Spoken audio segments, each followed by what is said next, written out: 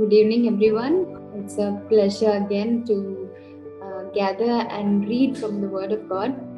Uh, let's just once again come at this time and pray. Heavenly Father, I thank you for this time, Lord. Even as I share the understanding and the revelation that you have given me in this Word, Father, let it be that it will open the minds and the hearts of your people, Lord. And whomever you intend to touch and speak to, God, we pray that this word will be an opener so that they will learn from this word and they will practice it, Lord. Thank you, Father. We pray that your Spirit will rest upon me, and Lord, that I will speak only what you have taught me and nothing of my own words, O God. We pray that your Spirit will be with us, Lord. Thank you, Jesus. In the mighty name of the Holy Spirit, I pray and ask. Amen. Okay, so let's look at 2 Corinthians 9. So in the last week, I just want to give a small background. We were learning that basically in Corinthians, you know that Paul is urging the Corinth church about many things. He's trying to correct them, but Corinthian church is having a conflict with Paul because they are not considering Paul as a leader at all. But through the process, I think they have also been transformed little by little, and they are trying to accept the ways of God. So in as a part of continuation from chapter 8, what we get to see here in chapter 9 is that Paul was basically reminding the Corinthian church about the forgotten generosity. So basically, the Jewish Christians have fallen into poverty because of the famine that was affecting the land at that particular time. So Paul was encouraging the churches that he has found to give as a relief fund to the other Jewish churches or the other Jewish Christians in Jerusalem, so that by seeing the generosity of the believers of Christ, because there was always a conflict between the Jewish people and the Gentiles and believers and the Jewish Christians. They were not considered as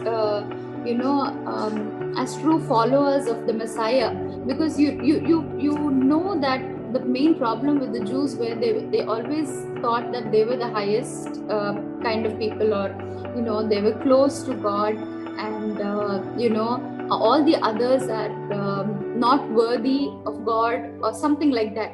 So through the revelation about generosity, Paul was encouraging the church at Corinth so that they will be able to raise money, and through this act he will be able to influence the Jewish Christians in Jerusalem.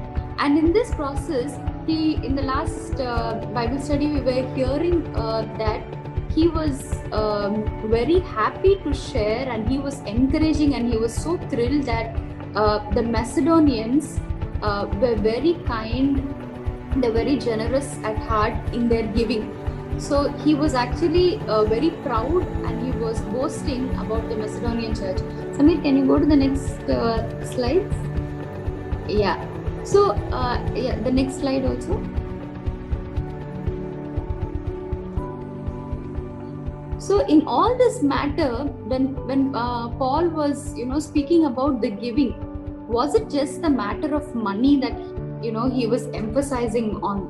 No, it was more than that, because this was just one of the principles that God is trying to teach his children.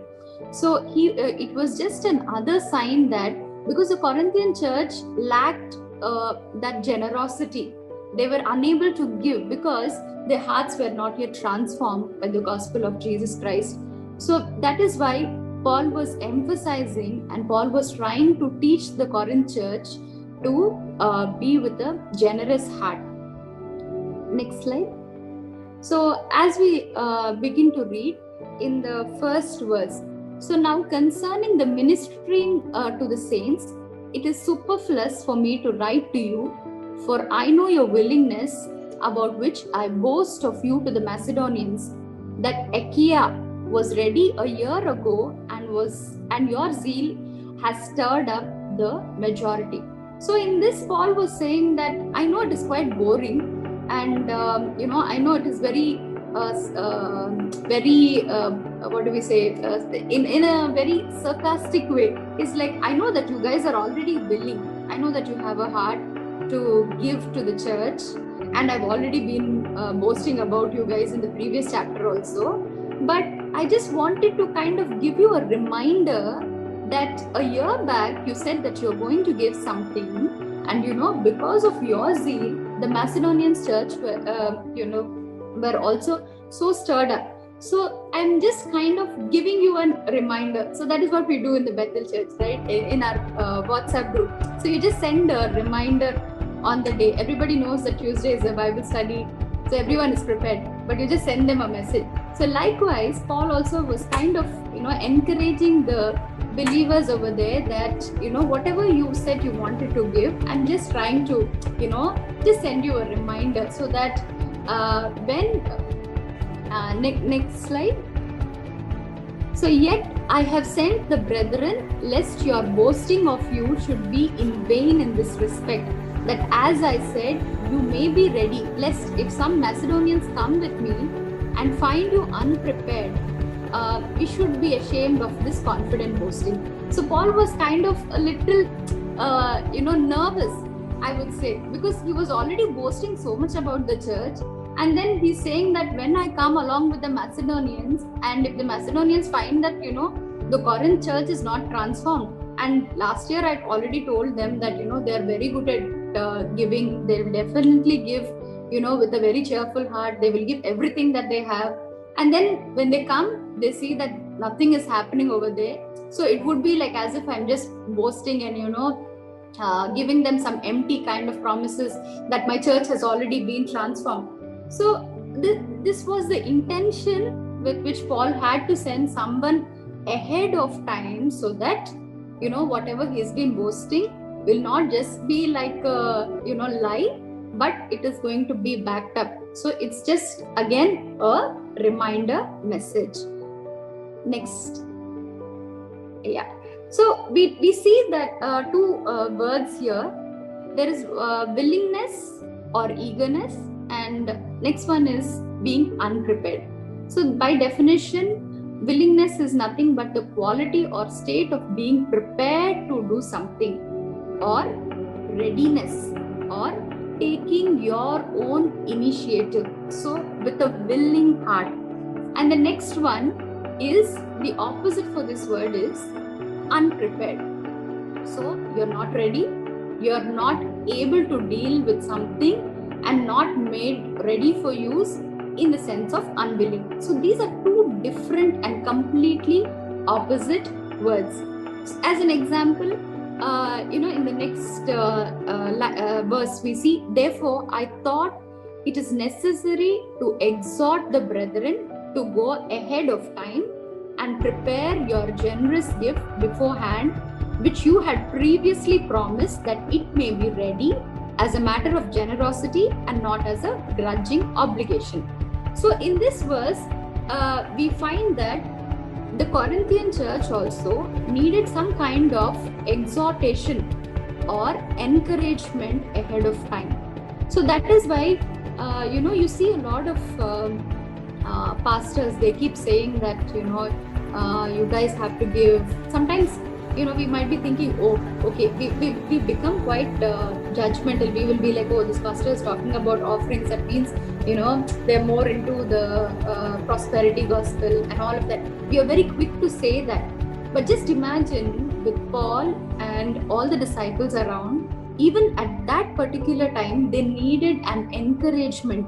So they wanted somebody to come and exhort them. So Paul had to send people ahead of time and remind them that there is a time that is going to come and you have to be prepared with your offering.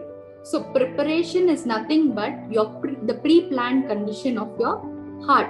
So you're just I still remember in my childhood, I grew up I grew up as a Roman Catholic, and at a very later stage in my teenage, I accepted the Lord and became a believer.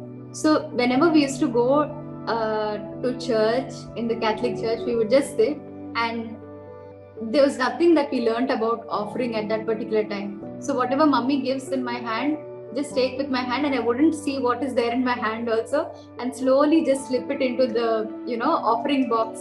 So that was how my knowledge about giving was. Okay, so that, but God, in contradiction in the word, you see that Paul is telling us that you need to prepare. Come with a prepared heart. Okay, in your heart, you know already that you're going to give something.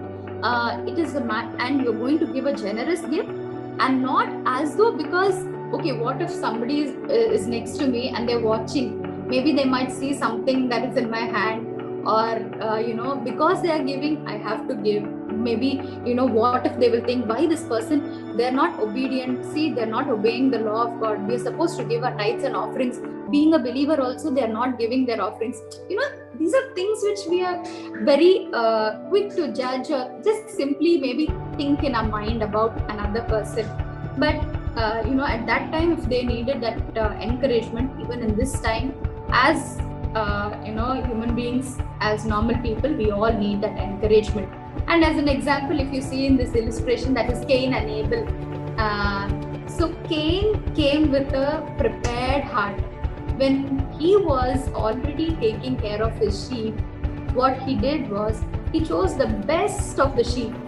In all the flock that he had, he picked up the best, the most fluffiest or the chubbiest sheep that he could ever find. He bought that, and he said, Lord, this is my favorite, but I am giving this to you. I'm not keeping this back to me, but I'm just giving it back to you. And there you see Cain, who was, you can see his expression. He was like, why should I just give? Anyways, God has everything. Why should I go and give everything to God? Not required. Whatever is left over, I'll just go give it and I'll give it. Because he had to give. So you see the condition of their hearts at that time. So the difference in between preparation and not being prepared. And then one more example. If we can turn to Luke 21, verse 1 to 4, if anyone can read.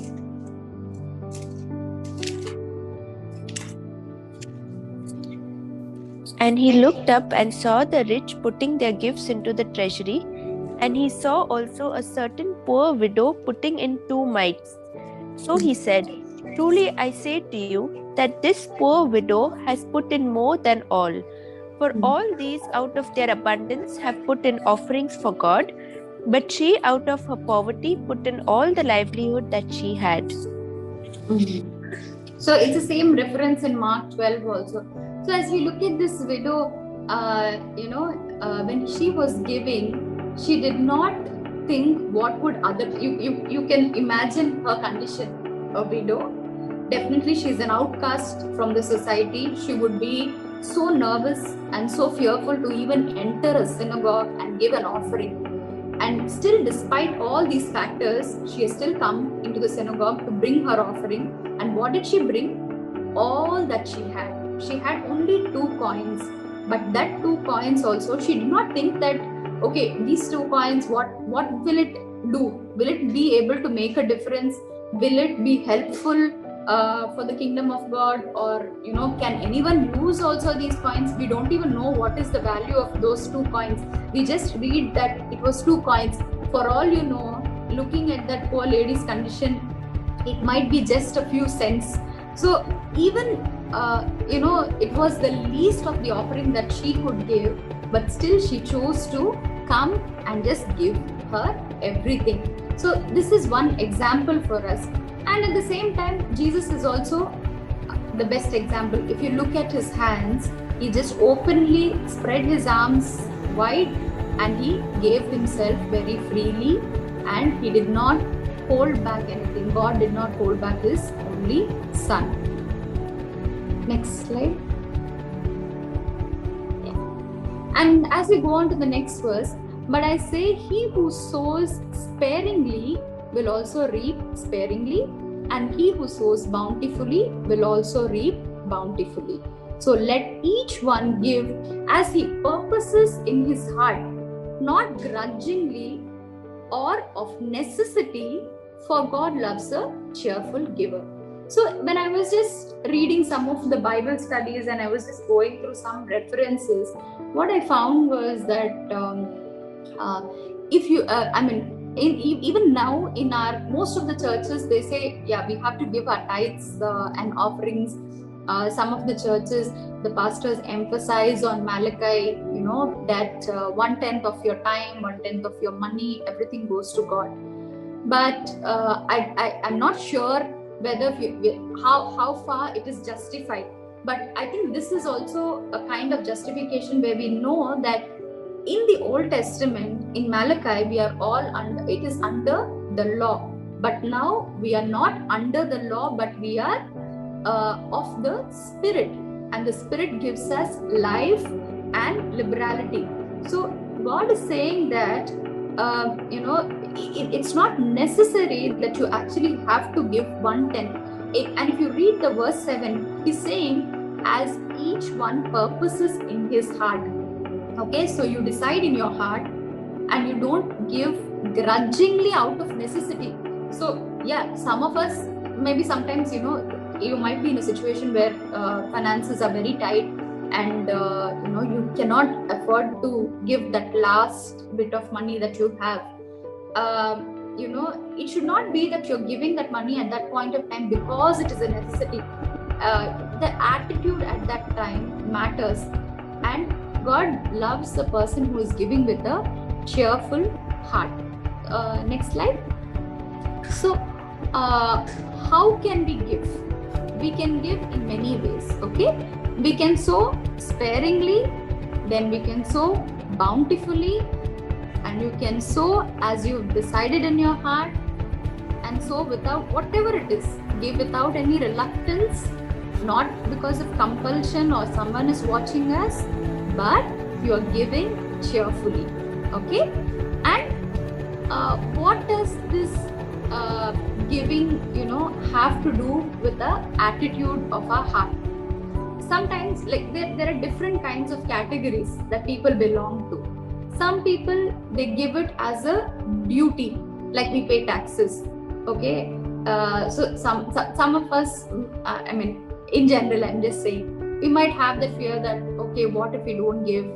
Taxes are something which is like a compulsory. You know that somebody is going to question you if you don't pay your taxes. So that is how some might give the offering.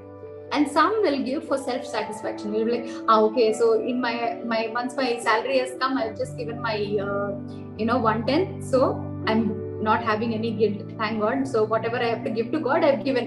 So the rest of the money I can enjoy for myself or do whatever I want to do with it. And some people will give out of a selfish motive or to keep up their pride or prestige. So you might be wondering, how can a believer even have pride? No, that is not true. A believer can always have false humility. Sometimes when we are doing things or when we are giving, we expect that people should notice us or that people should appreciate that godliness in us. Even as we grow, we will be like, okay, they should know that we are growing in the Lord. Somebody should appreciate. So we all like that. It is very normal for us. It's nothing to feel bad about. It's okay to be like that. But at the same time, that motive should not dominate our actual self. That should not become the majority, and it does not make you move according to the selfish motive. That's what we have to do. And the next one is giving out of love. So there will be some people who will love to give, and the desire for their giving will not stop until they have given everything that they have, and they have seen that the other person is having their needs fulfilled or met with. Okay, somewhere I have come across this line. It says the finest gifts are those made before they are requested. So any gift which are given before they are asked for. As small children, we all know that we love gifts when we were growing up. If especially during Christmas or during our birthdays, somebody gives us a gift, or even when we give gifts to anyone, like my own niece or nephews, when I'm giving them something, the excitement I see when they're opening it, or the happiness that I have when I am buying things for them, okay, that gives us a satisfaction. So that is how even God feels about us giving back, giving something to Him. Does God need our money? God doesn't need.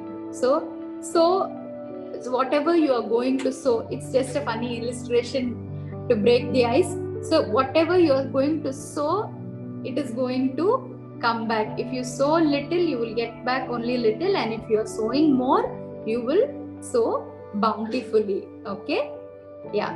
And in the next word, and God is able to make all grace abound towards you, that you always having all sufficiency in all things, may have an abundance for every good work. So in this word, God is saying, Paul is also saying that God is the one who is able to give you that grace. So the Spirit that God gives us, the Spirit of God that is dwelling within us, is the one that prompts us to give that gift. And the substance that we are going to give also, be it any material offering, or be it money as offering, or helping someone with something, anything also, that is what the Lord is going to provide to us, and we need not worry. So in all these things, our attitude will be so much so that there is sufficiency in everything. That means as we grow in maturity in giving, what happens is we develop a godly contentment. So you're very happy with the little that you have, and you are very generous enough to let go and give everything that you have in excess. But on the contrary, on the natural side, if you see that we are all struggling with giving the 1/10 that we need to give to God, and then the remaining money is just not enough for our own needs. So when it is coming to giving to others, we all struggle. We might be giving, we might be doing good things, but maybe somewhere there is a small change that we need to all go through. So the word is saying that He has given to the poor. So if you are going to give to the poor, all that is like righteousness, and all these things will endure forever. So if whatever you are giving, that person, you might not understand, but that person might be in a time of need, and your giving is always your giving should always be also be prompted by the Holy Spirit. And in the next slide, so whatever we are giving, it should not be manipulated or be told by someone, but it should be purposed in your heart. So the purposes of your heart. So let's say if the purpose of our heart in a particular season is to either go for a holiday, or go for an outing, or buy something, maybe at that particular time, that would be the treasure of our heart. So at that moment, maybe God will convict you, and He will say, give this to the kingdom of God. You don't need this at this time. Keep that aside for a while and give this to God. So we must allow the Holy Spirit to teach us where and when and how much He wants us to give. So as we quieten ourselves and listen to the voice of God, definitely we will be able to give accordingly. So if our treasure is on earthly things, when it is coming to giving to the kingdom of God, we might be a little reluctant or hesitant. Okay, next slide. So now May he who supplies seed to the sower and bread for food supply and multiply the seed you have sown and increase the fruits of your righteousness. So again, God is the one who is giving us that seed, while you are enriched in everything. So in all this giving that you are doing, you are having some enrichment in everything for all freedom, which gives us a thanksgiving in our heart that is towards God.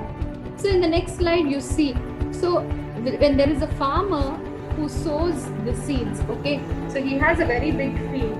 So in this field, when you're sowing, you cannot expect that you sow very less seeds and you expect the crop to flow and grow all over the field, right? So you will sow in excess, like meaning you sow bountifully. And once you have sown, what are you going to do? First thing, you are going to wait.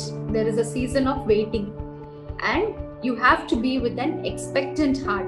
You should also hope that definitely there will be a harvest that you are going to reap, because you have sown something. Definitely there is something that you are going to reap. So in the same way, whatever we are going to give towards the work of God, there is nothing that we are going to lose, because God is not a debtor for what we have given.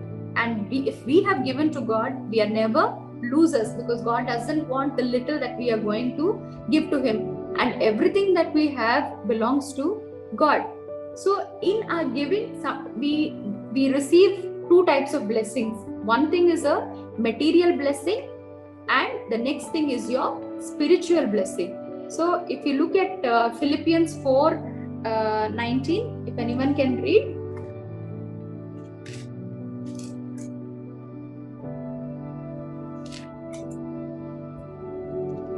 But my God shall supply all your need according to His riches in glory by Christ Jesus.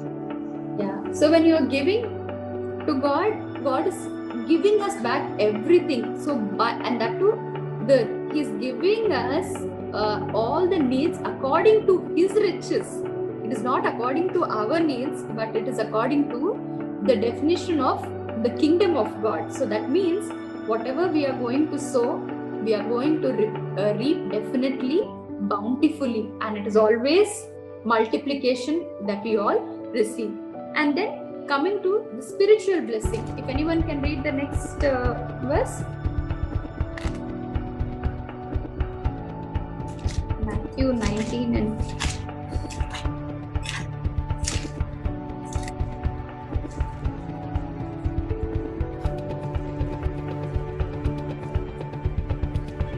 And everyone that has forsaken houses or brethren or sisters or father or mother or wife or children or lands for my name's sake shall receive 100-fold and shall inherit everlasting life. Yeah. So the spiritual blessing is that whatever we are going to sow, it is just not only the material blessing, but beyond that, we are all going to reap a spiritual blessing, that is eternal life that God is promising us in our giving. So how we need to be with an waiting, expectant heart, and we also should not lose hope. So what if that farmer would have given up hope, right? So he might lose that faith. He might just go back with a very reluctant heart, a very sad heart. We always one example also that I would like to share is, now all of us are into saving, investment. All of us are working employees, so we would like to invest on something, right? So all our fathers also would have invested in something or the other.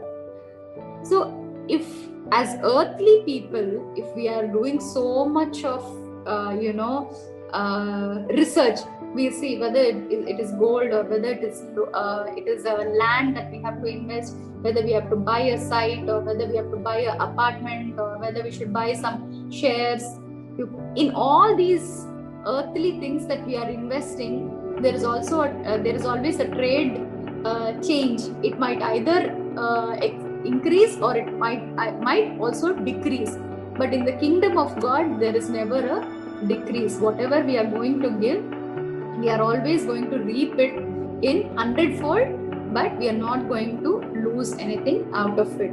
And the next example that I would also like to share is, next slide, Samir. Yeah.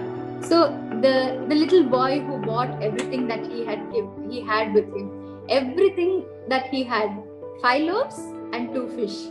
He did not think, okay, what if I give this breakfast or the food that I have, maybe I have to travel another some 25-30 kilometers, I have to walk all this distance, so maybe I would not be having any food. What if that little boy had so many thoughts in his mind? So we should also be like-minded, like the children, having a childlike heart. He had everything that he had, he just gave it to Jesus and he said, if this can be used. Just imagine the condition of that child's heart. He was foolish enough to believe that the little that he had, which he had given to Jesus, that he could feed the multitudes and the 5,000 people that were sitting over there. Just imagine. But what God could do with that was really amazing. And it is just, even today, we are all looking back at these miracles, right? God blessed that food which he had given. He gave it generously, and the result was that the entire multitude were fed with the food. They were fed in plenty. It was not that they just had like one small piece of bread to survive at that time, but they had in plenty. And apart from that, there was extra. There was provision for more. They had leftovers. So what more? What can God do with that little that we are giving? Sometimes it always think. I mean, we always think that maybe that 500 rupees that we might give, or that 100 rupees that we might give, might not make a difference. You cannot see it, but like how this little boy had given, even that 100 rupees or the 10 rupees that we might give will definitely have an impact on some or the other person's life. So never hold back on giving to the kingdom of God, right? And the next slide. Okay, so in the next verse we go to see that for the administration of this service not only supplied the needs of the saints, but also is abounding through many thanksgivings to God, while through the proof of this ministry they glorify God for the obedience of your confession to the gospel of Christ, and for your liberal sharing with them and all men. Samir, next slide. Yeah. So in the last verse, as you have seen, because of their giving, the needs of the saints were met. First thing. Next, it made the entire church to abound in thanksgiving to God. So even the church, the Jerusalem church, that were differentiating and were saying, no, we can't believe in these people, they are just Gentiles, why should we believe in them? But still they were made, they had no choice but to give thanks to God, because they were seeing the reality before their eyes. And next thing is, by our giving, we not only are showing obedience by our confession to the gospel, but we are glorifying God through what we are doing. And when we are glorifying God, when the person who is in need is receiving a gift from us, that receiver will pray for you, right? Next slide, Samir. Yeah. And as we go on to the next verse, and by their prayer for you, who long for you because of the exceeding grace of God in you, thanks be to God for his indescribable gift. So in this you also see that they are praying for you, and finally he's giving a conclusion that he's saying thanks to God for the indescribable gift. So the next slide, Samir. Yeah. So the best example of giving is the love of the Father and the love of the Son to the mankind.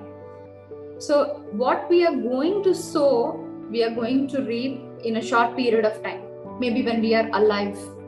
But when God chose to give for us, and when God even decided in his heart that he would send his only son, he did not sow sparingly. He sowed into our lives bountifully everything that he had. So that was the nature of our Heavenly Father. This is the indescribable gift that Paul is talking about. So this is the best example of giving. So so much so that this is the example that we can learn from.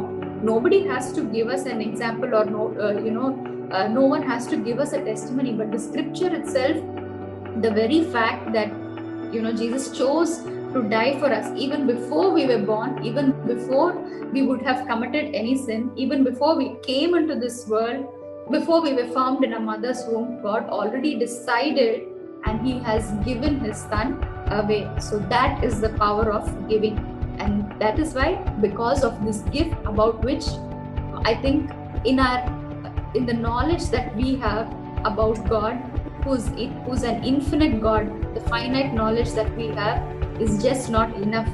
It is not even enough to even describe maybe a portion about the love of God, or even the sacrifice that he has done for us on the cross. That is what Paul is going to share in this message. So finally, to summarize, Samir, next slide. So Paul is just giving us and helping us to ponder our thoughts about Jesus, a gift whose wonder who can never be exhausted, whose story we can never tell about in proper words, in our own description. In doing so, he's saying to us, can you who have been generously treated by God be anything else but generous to your fellow men, right? So by doing all these things, what we are doing is that we are we are developing an attitude where you are allowing communication with other people. So why? Because you are giving, how are the others being how are the others, what are the others getting out of your giving? Their needs are satisfied, their faith will be fulfilled, they will appreciate what you have given to them, they will give thanks to God. What is giving doing to you? As a Christian, as a believer, you are holding fast the confession of your faith, because God has given you a commandment that you have to give. You are not holding back, but you are giving. And what it is doing to us is also that by giving a strong fellowship with other men, by your generosity, by what you are giving to people, the hearts of people will be moved. They will be moved with compassion, seeing your generous spirit.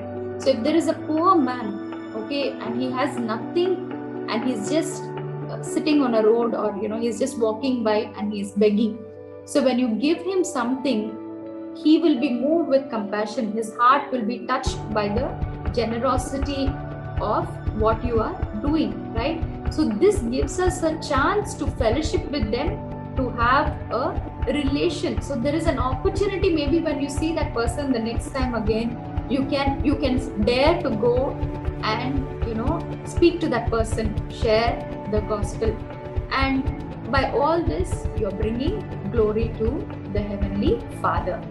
Okay, yeah. So these are my thoughts on the scripture. So if there's anything that you would like to add and say something, it's open for everyone. Yeah, thanks, Ashika. Wonderfully spoken. Anyone wants to add anything?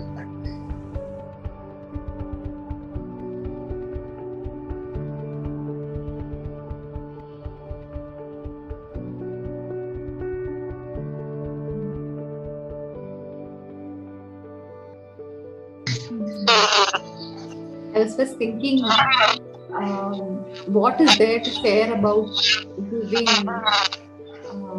maybe there's nothing much. Anyway, Samir already finished majority of the giving about what are the different kinds of things, how we can raise funds and all of this. I thought there's nothing much to share, so my job is very simple. But I think there is so much more. It is just not about the money that we are giving, but it's the attitude of our heart. And by this, there are so many things that we see. The other person is also benefited. Maybe sometimes, we might not see it immediately, but definitely we will reap the benefits of giving to a person. Yes. Yeah, True. something to add on. So, thank you, Shilpa. It was a wonderful study. So, something that it's a thought that is put in my mind is that when we talk about giving, right, it's most of the time that our mind automatically defaults to the concept of money and the tithes and everything, which is very true, which is very important for the ministry, because we live in a world which is based upon expenses and nothing comes free. Although Indians love the concept of free and we invented zero, it doesn't come like that in the real world situation. So that is very important. But there is another aspect of giving also, where the Christians are called to give yourself, and which includes which does not have that concept of 1/10, because you cannot give 1/10 of yourself, right? I mean, how difficult would that be? I mean, try just me or myself. 1/10 of me would be half of, I don't know, how much of my body parts would that be? But Christ calls us to completely submit ourselves, giving ourselves a sacrificial giving, the living sacrifice. So the giving aspect also comes from our time to Him, our efforts, and all of that should be with a cheerful heart. So Paul, although emphasized here in his letter to the Corinthians about the economical side, but I think Paul also would want us to understand that there is a lot of the other side also. Like when we are part of a church, a local church, being active in the church, participating in the youth meetings, participating in the outreach programs, participating in tract distributions, and also participating in everything that the church organizes is a part of you giving cheerfully, because support is very important. Giving money and standing behind and saying, "No, okay, thank you, you do very well, Pastor, you can do all the things. By God's grace, you will have angels standing next to you to do everything." But that will be very funny, right? I mean, if angels are really giving tracts, trust me, nobody will not believe. It'll be like so funny. Like, if there's a guy who's standing 6 foot and wings on his back, everybody would probably look and say, "Okay, that must be truth there."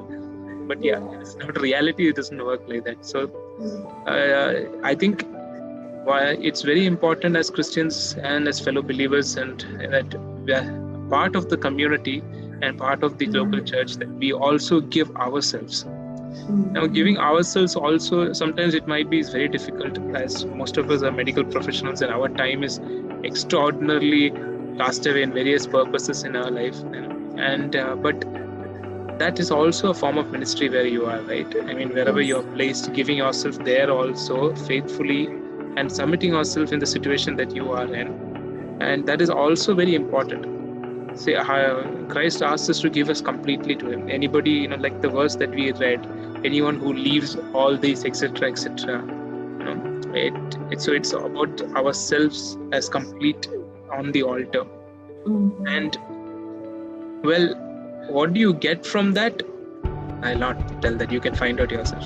You should give and find out. It's not something that I should tell and then you understand and then you go and start giving. That's not how it works. You give yourself completely and see how you reap. Yes, so true. Yeah, very true. I think this is one thing which was there, but then I think I emphasize more on giving. Very true, Sharon. What you said is so important. I think, in the current day church, many would not hesitate to give, because nobody would see their expression when they're giving, or when they're just giving an offering. Now it's made even more easier when they just give online. I've already given my tithes. I'm not having any guilt. I'm tax-free, everything. But when it comes to working with the church and being able to participate in the local church, as a volunteer. So that is the importance also, I think, which we have to emphasize on.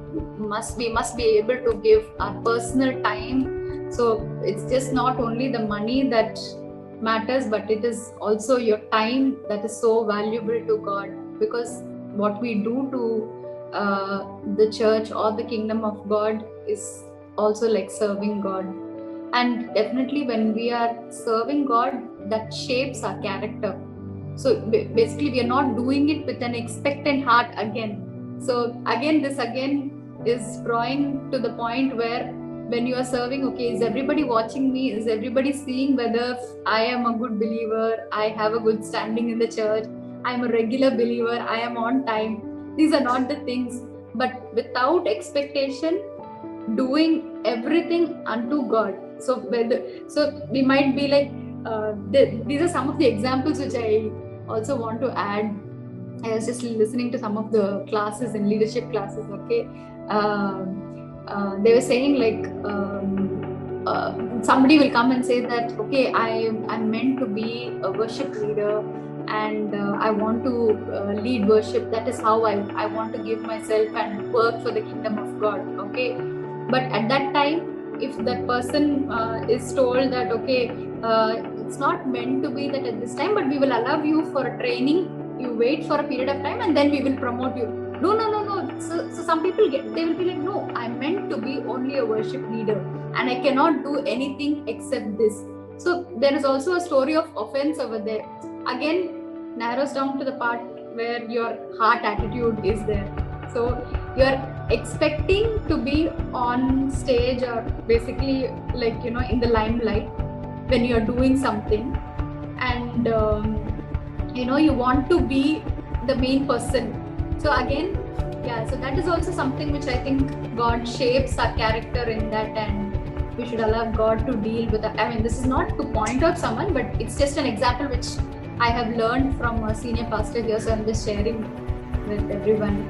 So it's the time. Samir also has shared time, talent, our tithes. So talent also is very important.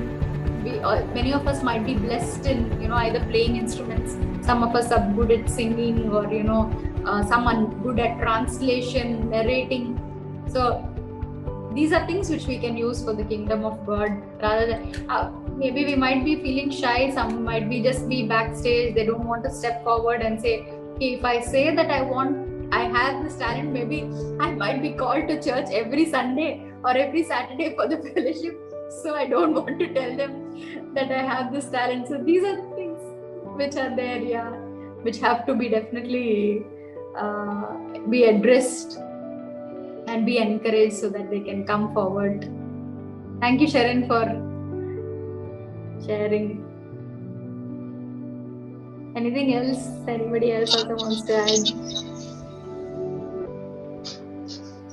Yeah. Anyone else want to share anything? Yeah, I would like to share a story.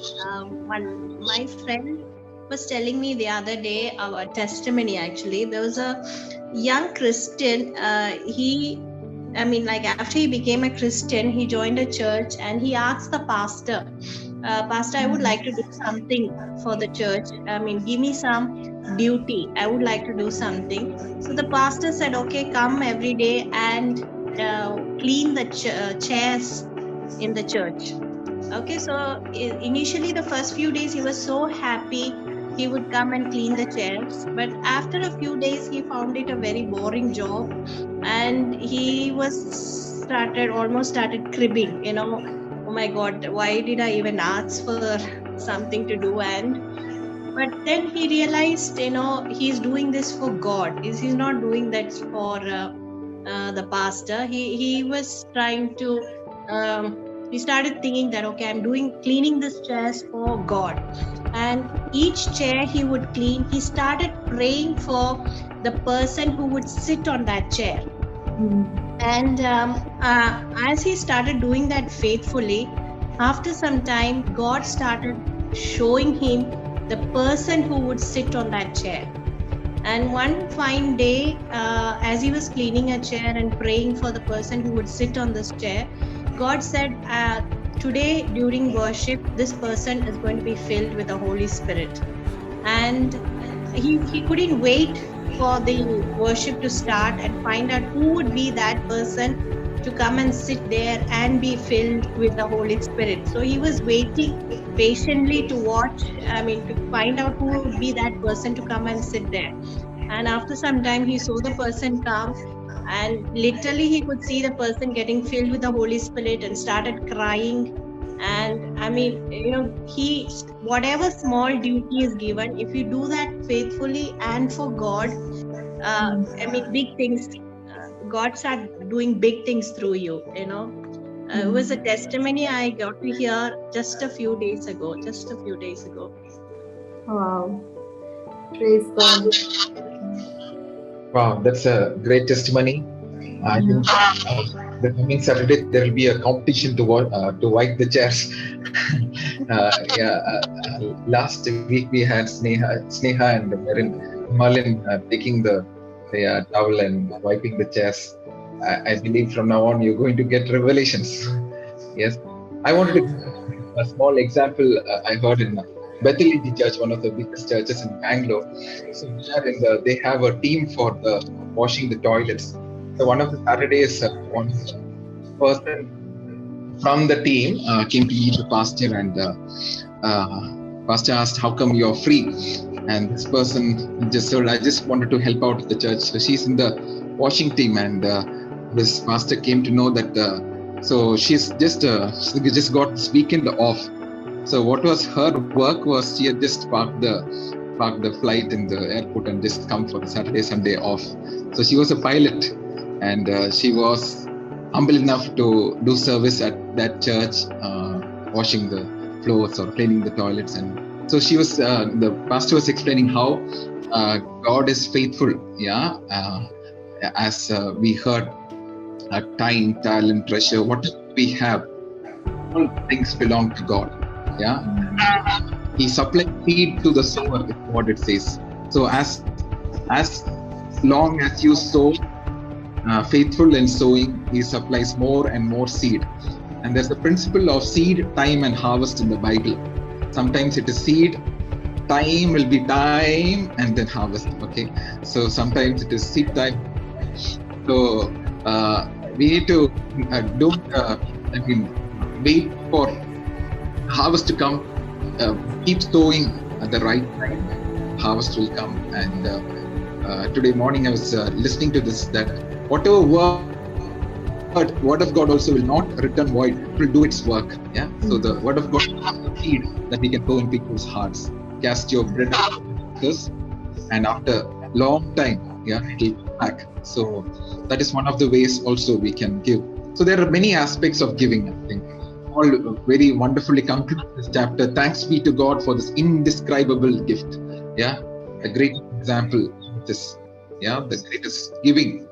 And when we think that, as Shilpa wonderfully explained, whatever we give is just nothing compared to that greatest giving, I believe. And also always this tithing is one of the controversies. Is it there in New Testament? Is it? Sharon was explaining, giving all yourself to God, then the tithe is not a question at all.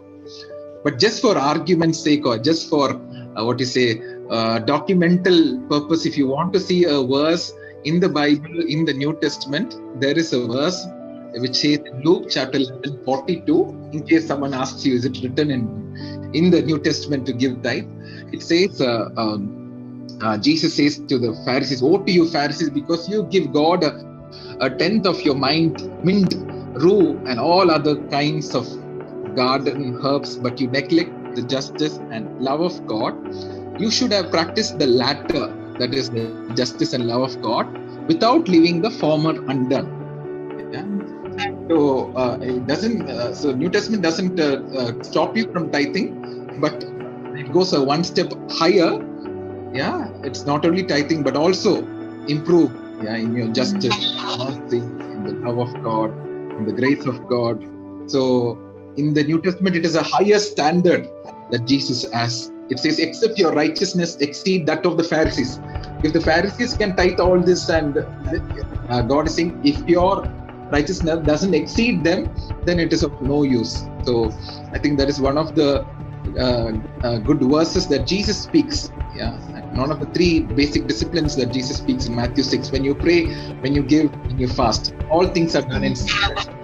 Yeah, the God who sees in secret is faithful to reward open. Yeah, so yeah, let that be a discipline in our lives, I believe. Yeah. Anyone else wants to share anything?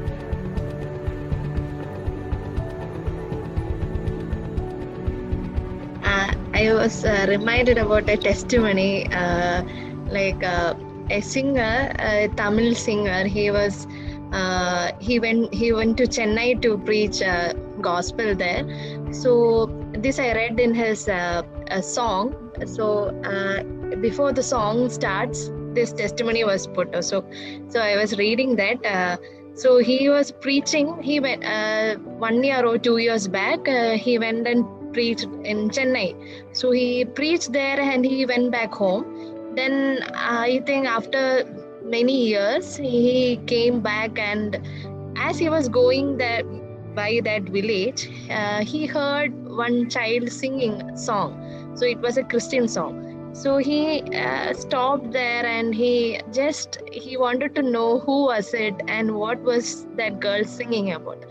So he was so curious, and when he noticed that the child was a blind person, and also she was singing about the love of Christ in that village. And then he was so, how come this child can, he was so amazed by that child. Even though she was blind, and in that situation also she is sharing, singing the love of God. And then he came to know that few years back, that time when he came and preached the gospel, in that meeting only this child came to know about Christ, and thus he was so amazed that God could use that child to bless many others in that area. So yeah, I was reminded about that testimony. Praise God. Yes, praise God. Yeah, I'm always reminded of my nephew, as Shilpa was sharing this little boy with 5 loaves and 2 fishes. It was great blessing to hear. What I wanted to share, I think I've shared this before, but just before they were going to US as a family, so my nephew had collected this piggy bank collection, and so when he gave this to his grandfather, so his grandfather thought I should also put some money. So he told, no, this is for the mission fund. Okay, so it turned out to be like before he went out of India, God gave him the heart to give. So this really touched my my father's heart. And so what happened as a result of it, this year onwards, my dad gave a piggy bank to each and every family. So by the next year, you have to, all families, this is for a mission fund. Next year when you come for this anniversary, you need to bring that. So just one little boy's heart, how God multiplied it to all the families. It made an avenue for giving. Till then my dad was not thinking of it, but if a small boy can contribute to around some 3,000 rupees something, so how much more? Not just it's not about the quantity or amount, but it's about the attitude of giving.